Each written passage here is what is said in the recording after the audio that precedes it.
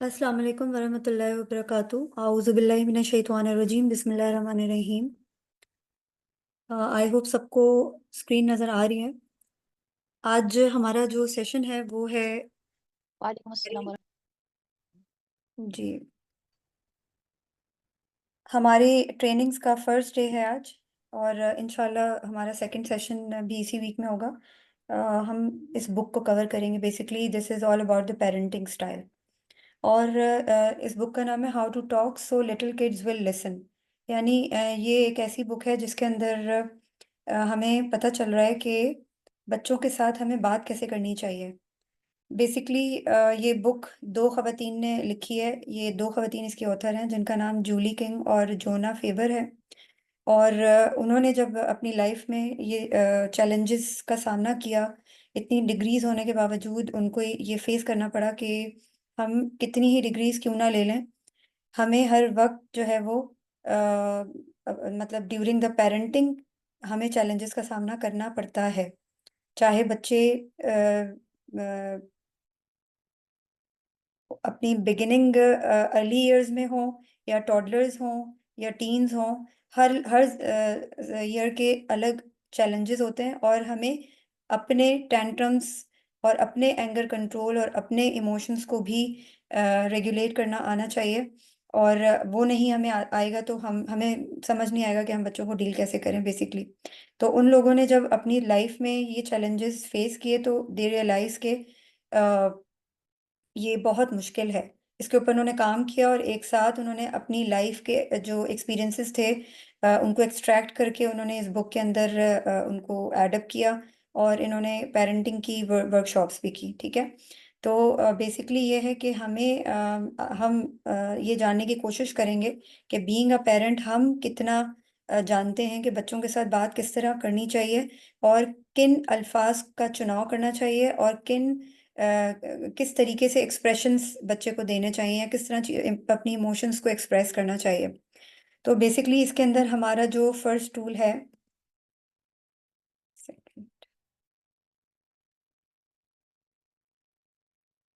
First chapter is all about tools for handling emotions.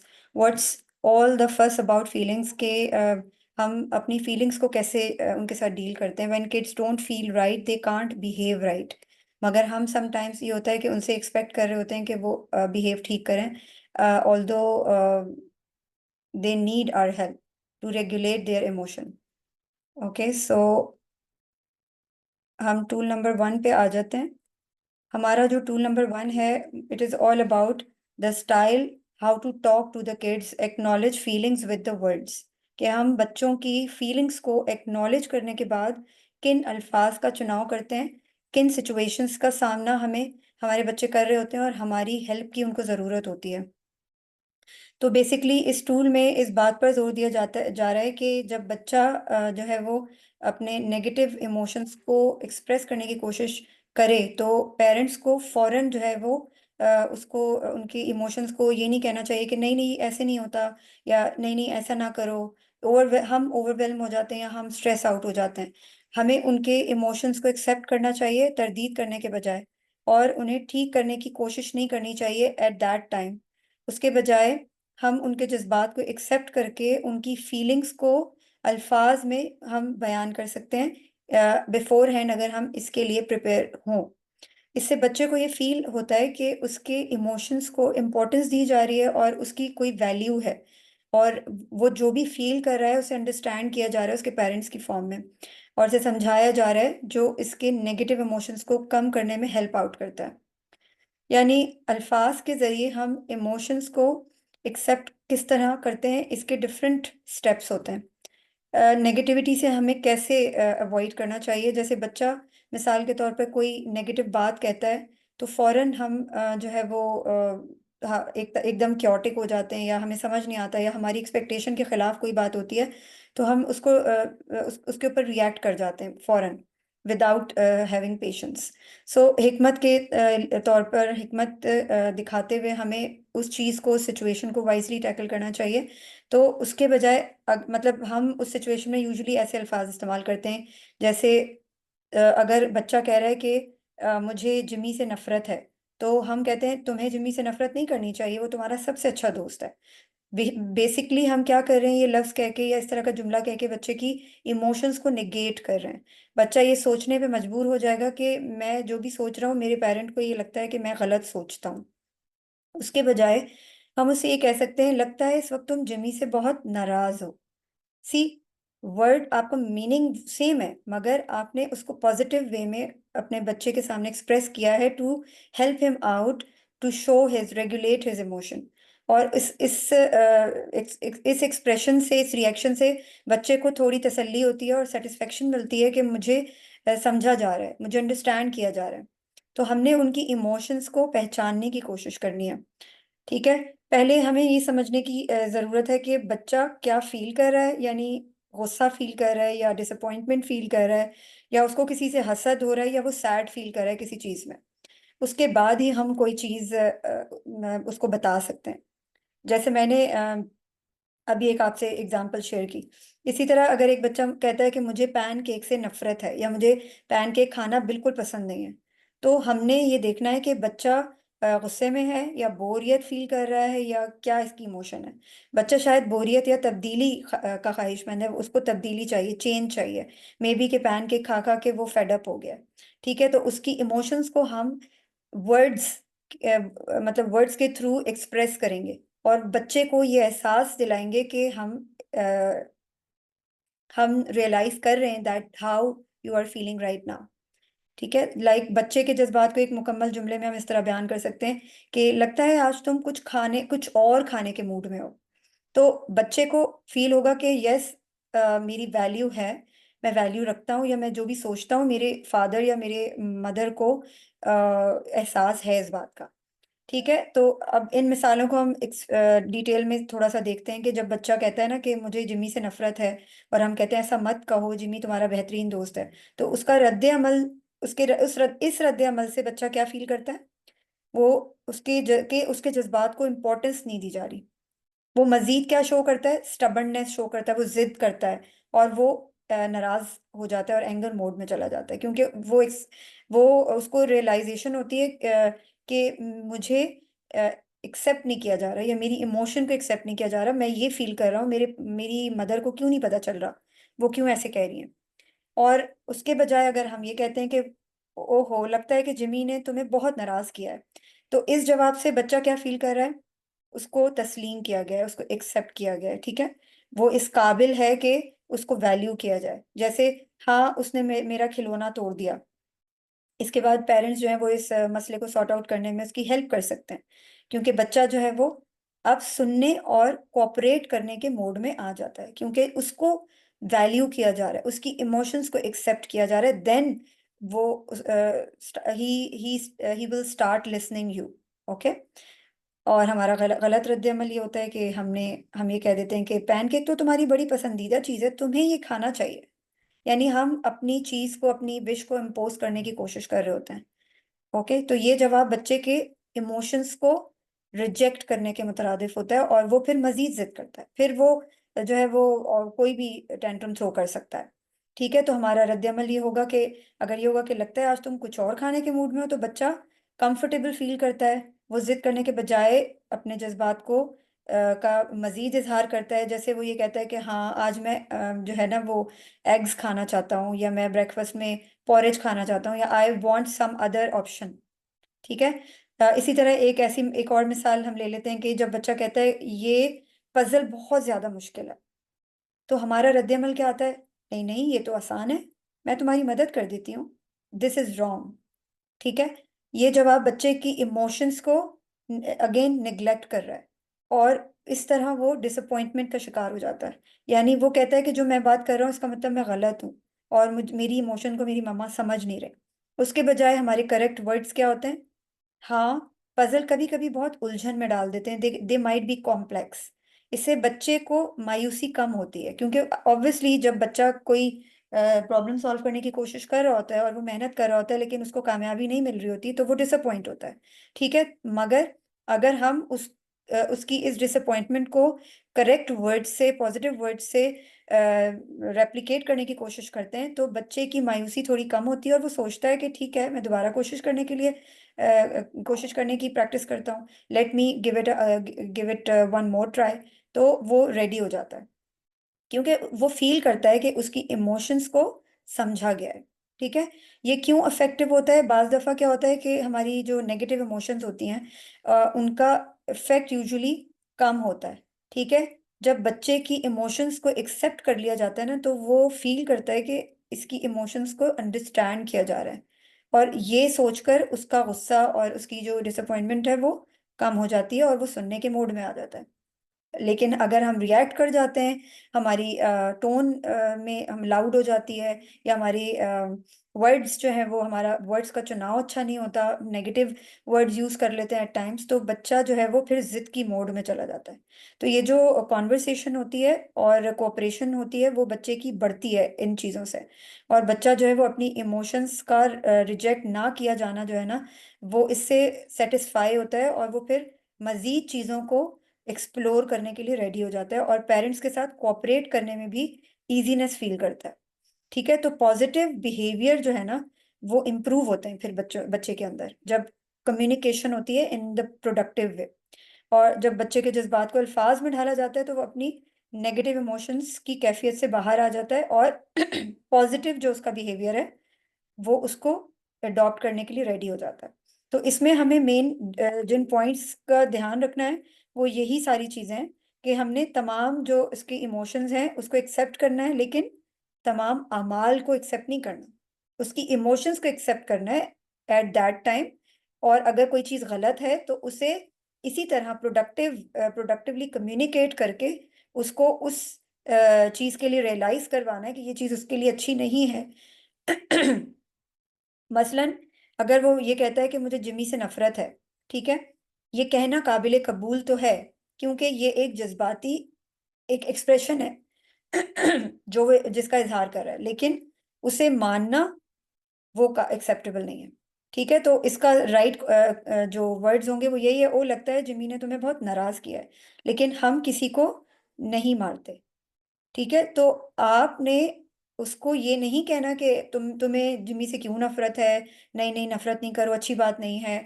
बजाय इसके आप उसकी इमोशन को एक्सेप्ट करेंगे तो वो फिर सुनने के मोड में आएगा, फिर आप उसको एक्सप्लेन कर सकते हैं, बहुत सारी चीजें डिस्कस हो सकती हैं। तो वालिदैन अक्सर जो है ना, नेगेटिव इमोशंस को फौरन ठीक करने की कोशिश करते हैं, फौरन रिएक्ट कर जाते हैं या ओवरवेलम हो जाते हैं। ये मजीद जो है ना प्रॉब्लम्स को बढ़ाता है, और इमोशंस को तस्लीम करने से बच्चा जो है वो इन सब चीजों से, इन सब बैड बिहेवियर्स और इमोशन से बाहर आता है। ठीक है।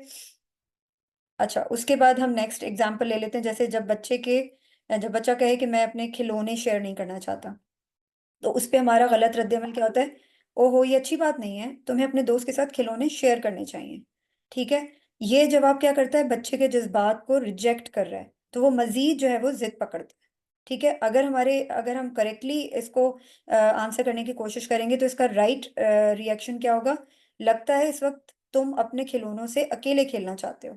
ठीक है। तो आपने बच्चे की इमोशन को एक्सेप्ट करके उसको रियलाइज करवा दिया कि ठीक है, right now you are not in that mood कि आप शेयर करो, बट इट डजेंट मीन कि आप शेयर नहीं करोगे कभी भी। ठीक है। या आपने इनडायरेक्टली उसको ये मैसेज कन्वे कर दिया है।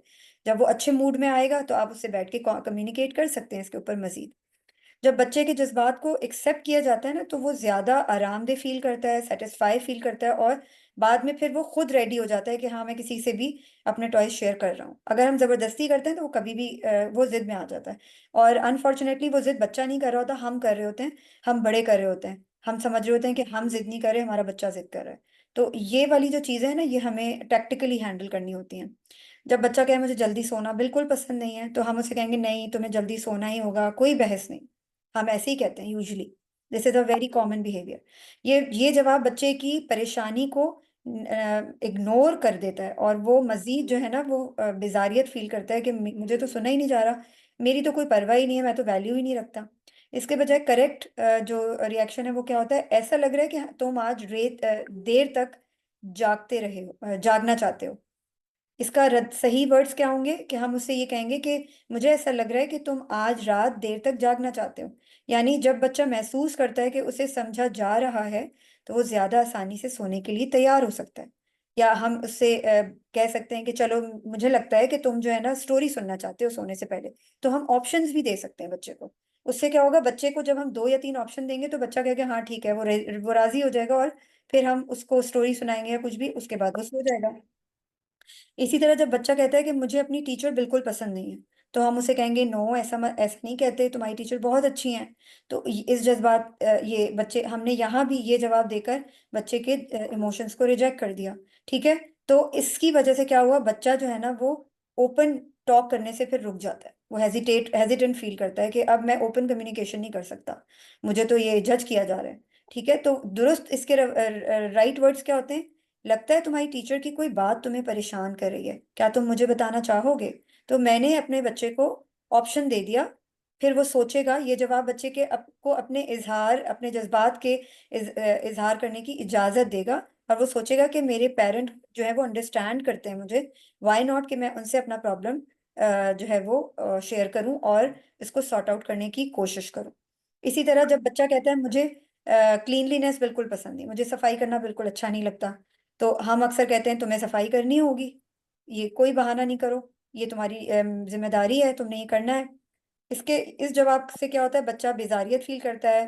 अगर वो काम करता भी है तो बहुत स्लो स्लो करता है जान छुड़ाने के लिए। ठीक है।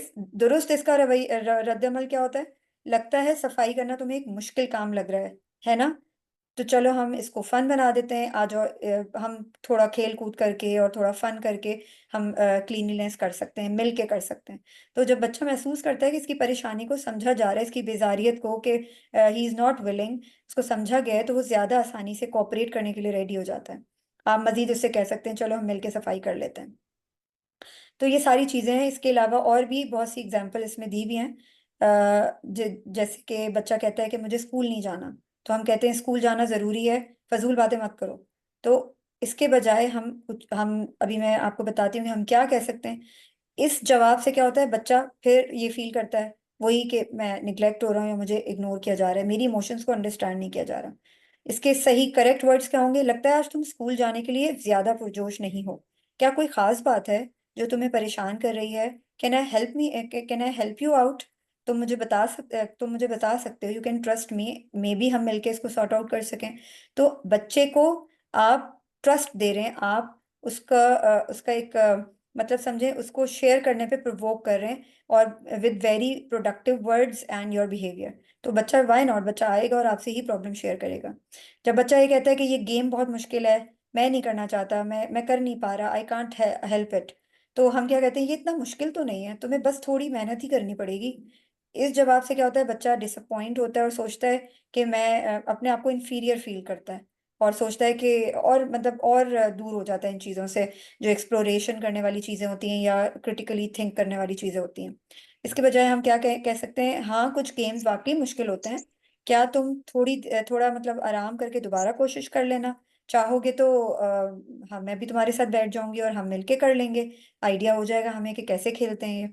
तो बच्चा जो है वो खुश होता है कि उसको अंडरस्टैंड किया जा रहा है। तो ये सब टेक्निक्स जो है ना, they are very effective to overcome kids negative emotions. ठीक है। नेगेटिव इमोशंस जो है ना बच्चों की, वो कम होती हैं।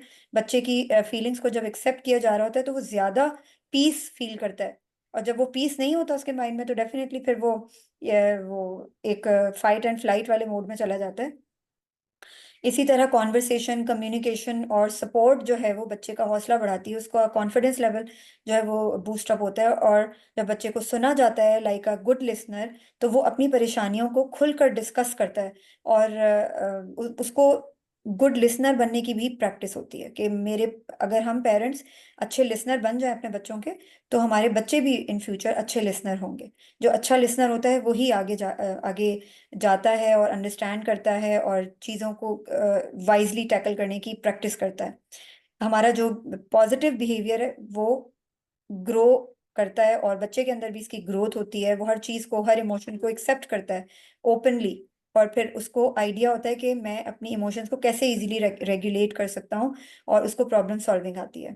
तो ये सारी चीज़ें हैं अगर हम अपने बच्चों के ऊपर काम करते रहे, इन्हीं चीज़ों को फॉलो करते हुए, तो बहुत सारे प्रॉब्लम्स हम रिजॉल्व कर सकते हैं।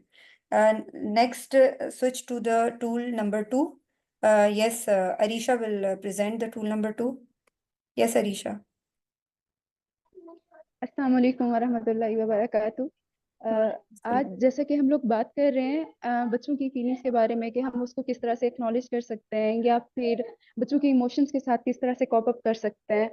एज अ पेरेंट या गार्डियन हम बच्चों की फीलिंग्स को समझने की कोशिश करते हैं, इसलिए ताकि दे शुड फील इम्पोर्टेंट।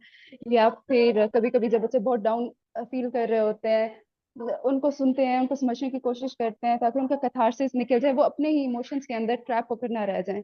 लेकिन अगर बच्चों की फीलिंग्स को इग्नोर किया जाए तो इसके डिफरेंट किस्म के कंसिक्वेंसेस हो सकते हैं। एनजाइटी, हेडेक, कभी कभी तो बच्चे पैनिक भी हो जाते हैं जब उनकी कोई बात सुन नहीं रहा होता। लेकिन जो मुझे सबसे वेयर लगता है वो ये कि जब हम बच्चों को मुसलसल इग्नोर करते हैं, उनको अपने इमोशंस को एक्सप्रेस नहीं करने देते, तो बच्चों को लगता है कि हम लोगों को हर वक्त निग्लेक्ट किया जाता है, कि हम लोग बिल्कुल इंपॉर्टेंट नहीं है, कोई हमारी बात ही नहीं सुनता। तो इसी के लिए हमारे पास डिफरेंट टूल्स हैं, जिसमें से एक है राइटिंग। हमारे पास एक्नॉलेज, हम बच्चों की फीलिंग्स को थ्रू राइटिंग किस तरह से एक्नॉलेज कर सकते हैं। थ्रू राइटिंग में हमारे पास डिफरेंट मेथड्स आ जाते हैं। हम बच्चों के लिए फीलिंग जर्नल बना सकते हैं, या फिर उनके लिए फीलिंग चार्ट बना सकते हैं। जब बच्चों को बहुत गुस्सा आता है तो हम कहते हैं आओ हम आपकी फीलिंग्स के बारे में लिखते हैं, आपको गुस्सा आ रहा है, आपको क्यों गुस्सा आ रहा है, कितना गुस्सा आ रहा है, इस चीज के हम ये सब कुछ आपके बारे में लिखते हैं। या फिर इस तरह से भी हम, जब वो टेंट्रम्स शो कर रहे होते हैं, हम उनके टेंट्रम्स को हम कहते हैं चलो आपको स्टोरी फॉर्म में लिखते हैं इसके बारे में, आपको ये चीज चाहिए, क्यों चाहिए, किस तरह से चाहिए, स्टोरी फॉर्म में हम उनको लिख कर दे सकते हैं। इससे बच्चों को लगता है कि यार कि ये हमारी चीज को हमारे बारे में लिखा गया है, उनको इम्पोर्टेंस दी जाती है। इसी तरह इस बुक में जो बताया गया है वो सबसे इम्पोर्टेंट था, बच्चों की विश लिस्ट बनाई। जब देखिए ये एक बहुत पावरफुल होता है जब बच्चों के लिए उनकी विशेस एक लिस्ट वो राइटिंग फॉर्म में मौजूद होती हैं। कभी कभार हमें ऐसे होता है हमारे साथ, जब हम मॉल में जाते हैं, किसी बच्चे को कार चाहिए होती है, हालांकि 2 दिन पहले वो ही कार उसको पेरेंट्स दिला के दे चुके होते हैं, लेकिन बच्चे हैं कहीं पे भी गुस्सा कर जाते हैं, उनको नहीं समझ आती, वो कहते हैं नहीं हमें चाहिए। तो हम लोग उनके लिए एक विश लिस्ट बनाते हैं, अच्छा ये हमने आपके लिए लिस्ट बनाई हुई है कि आपको ये कार चाहिए, अभी चाहिए, हम आपकी लिस्ट में ऐड कर रहे हैं, हम आपको ये अगले दिन दे सकते हैं या आपका सरप्राइज गिफ्ट हो सकता है। अभी आपके पास ब्लैक कलर में तो है कार, हम आपको अब आपको किस तरह की कार चाहिए, अब आप हो सकता है वो रेड कलर की कार हो सकती है, वो ब्लू की हो सकती है, वो ऑरेंज की हो सकती है, वो हमने ये आपकी कार आपकी विश लिस्ट में ऐड कर दी है। इसी तरह से कभी कभार बच्चों को समझ नहीं आती कि वो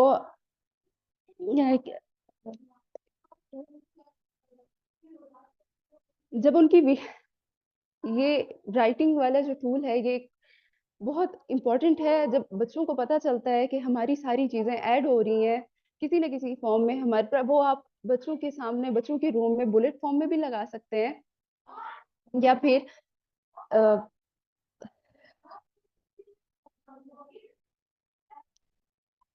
इस इसमें इस टूल में हमारे पास एक स्टोरी की गई थी।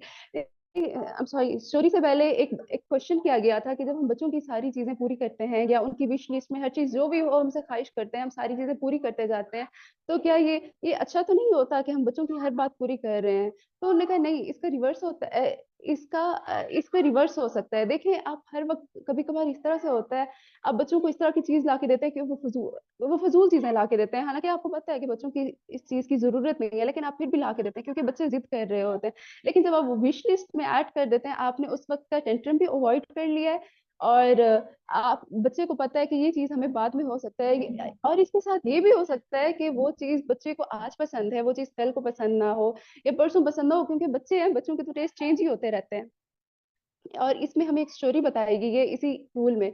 उसमें माइकल अपनी स्टोरी बताता है अपनी बेटी के बारे में। वो कहता है मेरी 2 साल की बेटी थी, वो उसको जब भी जो चीज चाहिए होती थी उसी वक्त चाहिए होती थी, वो बिल्कुल भी मेरी बात को वो नहीं करती, वो बस उसको चाहिए होती थी। तो एक दफा उसने कहा कि मुझे कुकी चाहिए, तो मैंने उसको एक कागज के टुकड़े पर लिख के दिया कि ये आपकी कुकी है। मेरी बेटी की उसकी इसी तरह से तसल्ली हो गई कि मुझे कुकी तो नहीं मिली, लेकिन मेरे फादर ने मुझे लिख दिया, और उसने उसको मजीद रियलिस्टिक बनाने के लिए बच्ची ने डॉट्स लगा दिए कि ये चिप्स हैं, ये चॉकलेट चिप्स हैं। इसी से उस बच्ची की तसल्ली हो गई। तो जब बच्चों के पास रिटन फॉर्म में उनकी लिस्ट होती है, उनके पास प्रूफ होता है, उनको तसल्ली होती है कि भाई हम लोगों को हमारे पेरेंट्स हमारी बात भी सुन रहे हैं, और इतना हमें इम्पोर्टेंट फील करा रहे हैं कि हम ये सारी चीजें हमारी लिस्ट में ऐड करते जा रहे हैं। अब वो हमें जब भी मिले, लेकिन बच्चों के लिए ये तसल्ली काफी होती है। Next, miss Naveen will present her part. जजाकिल्लाह खैर।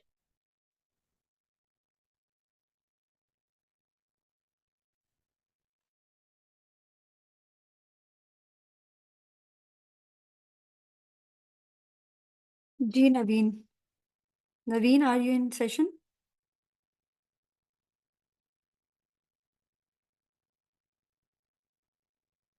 नवीन मौजूद है? यस नवीन। जी जी मिस, इंटरनेट का थोड़ा सा इशू आ था। अस्सलाम वालेकुम, वालेकुम दिस इज अस्सलाम। नवीन और आपका मेरी टूल नंबर, नंबर आपका 3 टूल प्रेजेंट नंबर करूंगी 3 मैं। है? इसका टॉपिक एक्नॉलेज। जी जी, टूल नंबर 3, ओके नवीन, थोड़ा सा लाउड लाउड एक्नॉलेजिंग बोलिएगा। Acknowledging feelings with art. Okay. क्या सबसे होएगा? पहले तो मैं एक चीज़ यहाँ पे मेंशन करूँगी कि जब मैंने इस बुक को पढ़ना स्टार्ट किया तो इसकी हेडिंग में स्टार्ट में लिखा हुआ था जोआना ने कि हैंडलिंग इमोशंस पेरेंट्स के लिए ना इतने इम्पोर्टेंट नहीं थे। उसने पेरेंट्स की वर्कशॉप्स रखी थी, वो बच्चों को बताना चाहती थी कि इमोशंस को हैंडल करने के लिए क्या-क्या टेक्निक्स अपनाई जा सकती हैं। तो जोआना ने ये फील किया कि जो पेरेंट्स हैं ना वो इस टॉपिक में इंटरेस्टेड ही नहीं थे, वो नेक्स्ट टॉपिक पे मूव करना चाहते थे। और टू बी ऑनेस्ट मैं अपने एक्सपीरियंस से भी ये बताऊंगी कि मैंने भी इस बुक को पढ़ने से पहले ना मैं भी ये सुनती थी, कुछ हमारे पीयर्स होते हैं, कुछ चाइल्ड साइकोलॉजिस्ट होते हैं जिनको हम सुनते रहते हैं, तो वो अक्सर ये बात करते थे और मैं खुद समझ नहीं पाती थी कि किस तरह से हैंडल करना है। मतलब मुझे लगता था कि ये मैं ट्राई भी करूंगी तो इसका कोई ना खास रिजल्ट नहीं होगा। और उसने यही बताया है कि पेरेंट्स इससे नेक्स्ट टॉपिक पे मूव करना चाहते थे, वो इसको डिस्कस ही नहीं करना चाहते थे। जबकि इस बुक को पढ़ने के बाद, इन टूल्स को पढ़ने के बाद, मैं ये कह सकती हूँ कि ये बेस्टेस्ट वे है बच्चों के टेंट्रम्स को डील करने का। इसमें उन्होंने छोटी छोटी स्टोरीज बताई हैं जो मैं आपको बताती हूँ कि किस तरह से पेरेंट्स ने चीज़ों को फेस किया, टेंट्रम्स को फेस किया और उन्हें हैंडल किया। मारिया की स्टोरी है कि उसका बच्चा था, वो ट्रेन से खेलता था और वो ट्रेन्स को हिल्स बना के, उनके ट्रैक्स बना के, तो जब गिराता था तो ट्रेन्स नीचे गिर जाती थी और वो बिल्कुल फ्रस्ट्रेट हो जाता था। तो वो कहती है कि इससे पहले मैं वर्ड्स ट्राई किया करती थी। देखिए वर्ड्स भी टूल्स हैं लेकिन कभी कभी वर्ड्स काम नहीं करते, तो फिर हमें आर्ट को ट्राई करना है।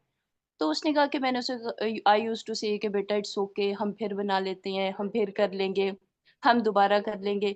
लेकिन ये वो जो वर्ड्स थे ना, ये बच्चों के लिए, उस बच्चे के लिए ना नहीं पॉसिबल हो रहा था। वो बच्चा कूल डाउन नहीं हो रहा था, वो फ्रस्ट्रेट हो रहा था मजीद। तो उसने अपने बेटे को कहा कि अच्छा बेटा, हम ना ऐसा करते हैं कि हम ये ड्रॉ करते हैं कि मेरा बेटा कितना सैड है। उसने ग्रैब किए क्रेयॉन्स और ब्लैक बोर्ड बोर्ड को ग्रैब किया और उस पर ड्रॉ करना शुरू कर दिया एक सैड फेस, और उसने एक दो टीयर्स गिराए। उसने कहा मेरा बेटा इतना सैड है।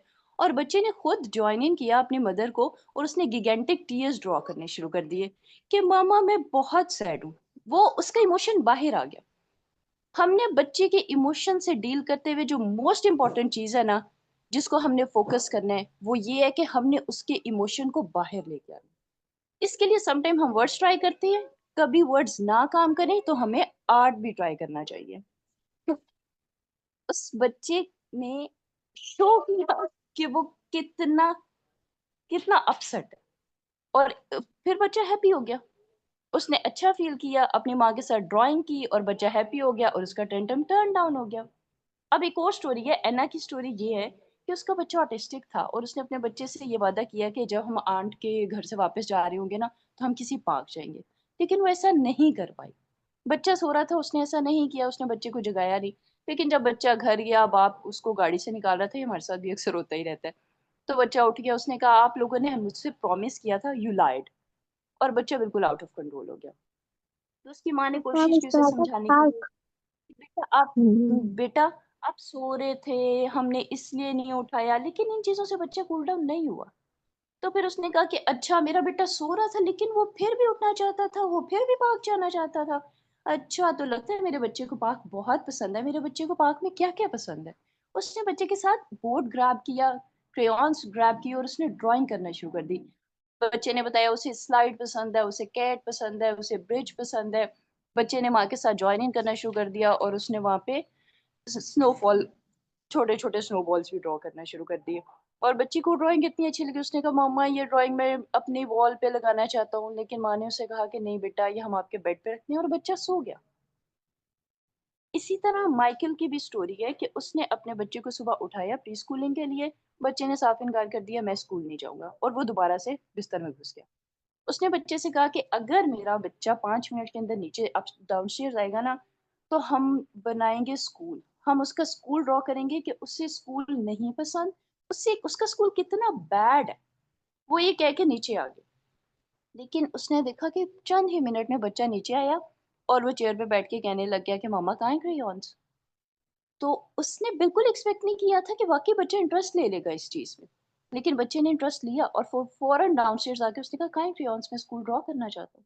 उसने जल्दी से ग्रैब करके बच्चे को पेपर एंड क्रेयॉन्स दिए और बच्चे ने उस पे गोल गोल चीजें ड्रॉ की, जो उसकी मदर ने कहा कि ये क्या है। तो बच्चे ने बोला फायर बॉल्स। तो बच्चे फौरन भूल गया और वो तैयार होकर फौरन स्कूल चला गया। तो हमने सम टाइम बच्चे के इमोशन को, बच्चे का इमोशन बाहर निकल आया। उसने फायर बॉल्स ड्रॉ किए, फायर बॉल्स का क्या मतलब है। माँ ने पूछा कि ये क्या है, तो उसने कहा फायर बॉल्स है। माँ ने कहा कि बेटा स्कूल में वाकई फायर बॉल्स होते हैं।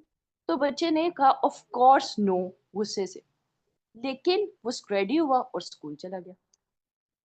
तो मोस्ट इम्पॉर्टेंट पॉइंट ये है कि हमने बच्चे की फीलिंग्स को एक्नॉलेज करना है और उसकी फीलिंग्स को हेल्प करना है कि उसकी फीलिंग्स बाहर निकल के आए।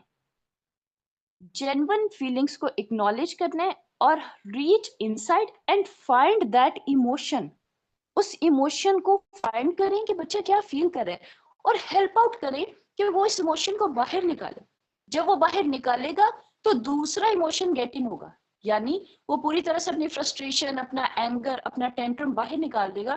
तो फिर एक और इमोशन को वो आउटसाइड जो भी इन्वायरमेंट हम उसे देंगे उससे एब्जॉर्ब कर लेगा। लेट्स से हम उसे खुश करने की कोशिश करेंगे तो वो इंशाल्लाह खुश हो जाएगा। अब एक और चीज,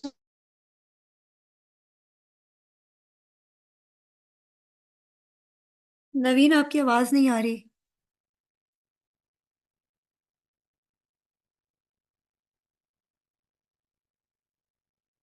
नवीन।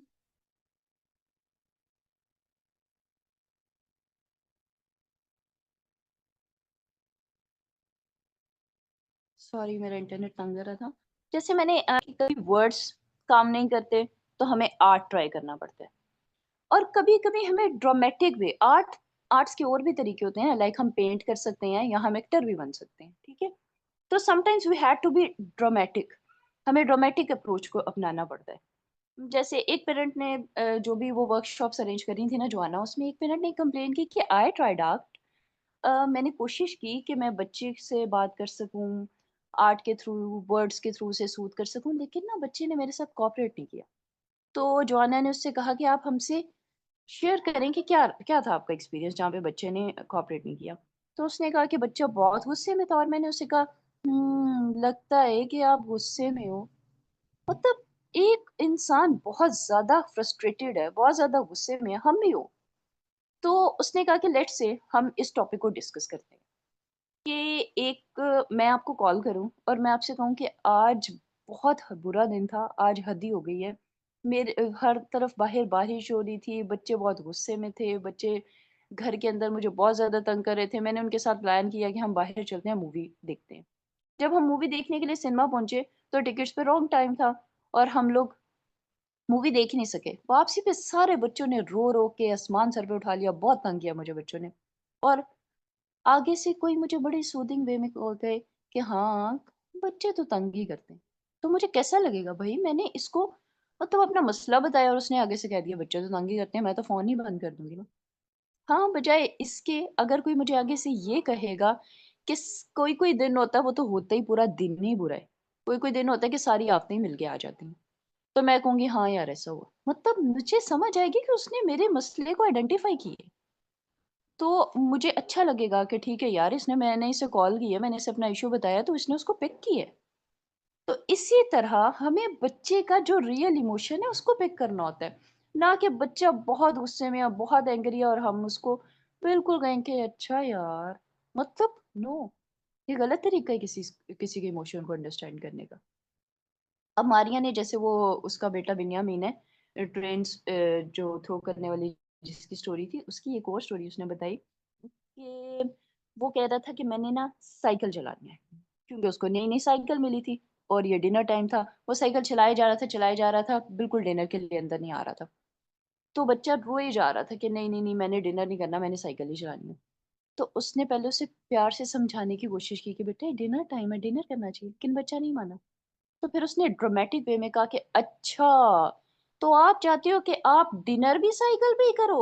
आप चाहते हो कि आप अपनी साइकिल बेड में भी ले जाओ? अच्छा, तो आप अपनी ड्रीम में भी साइकिल ही चलाना चाहते हो? तो बच्चा ना एकदम से चुप हो गया और वो क्यूरियस होके अपनी मम्मा को देखने लग गया कि जैसे मामा मुझे और भी ऑप्शंस देगी। तो उसकी माँ ने कहा कि हाँ, ठीक है, ऐसा करो अपनी स्विमिंग क्लासेस में भी ना अपनी साइकिल ही ले जाना साथ और आप ना स्विमिंग में भी साइकिल चलाते भी स्विमिंग भी करना। तो बच्चा हँसने लग गया, वो हैपीली अंदर भी आ गया, उसने खाना भी खाया, वो सो भी गया और वो भूल गया साइकिल को।